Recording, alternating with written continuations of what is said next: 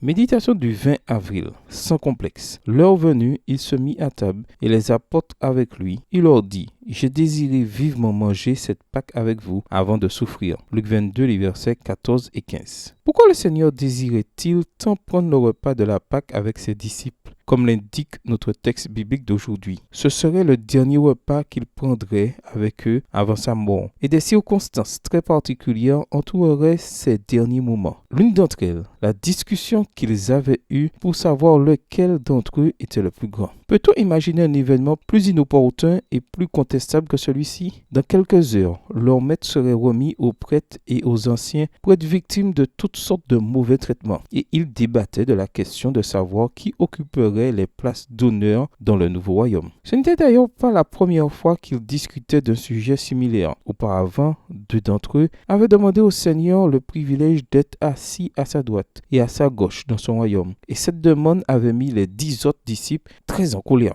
Voir Matthieu 20, les versets 20 à 24. Comment pourrait-il apprendre qu'il y a plus de grandeur à servir qu'à être servi et qu'il est plus avantageux de donner que de recevoir? L'heure de l'épreuve approchait et il n'était pas du tout préparé à y faire face. Alors, le Seigneur de gloire, debout, enlève ses vêtements, prend une serviette, met de l'eau dans une bassine et commence à laver les pieds de ses disciples. Laver les pieds des visiteurs était un acte subalterne, effectué uniquement par des esclaves étrangers. Mais notre Seigneur n'avait aucun problème à le faire, même s'il savait que le Père avait tout remis entre ses mains, qu'il était venu de Dieu et qu'il s'en allait à Dieu. Jean 13, verset 3. En d'autres termes, Jésus était pleinement conscient de sa dignité de roi et de Seigneur, mais il était prêt à jouer le rôle d'un serviteur, tout cela par amour pour ses disciples. Alors que leur préoccupation était de savoir qui allait occuper la plus haute fonction, son souci était de bannir de leur cœur égoïste l'esprit d'orgueil et d'autosuffisance. Grâce à cette action du Seigneur, dit le livre Jésus-Christ, leurs yeux s'ouvrirent, leurs cœurs se remplirent de honte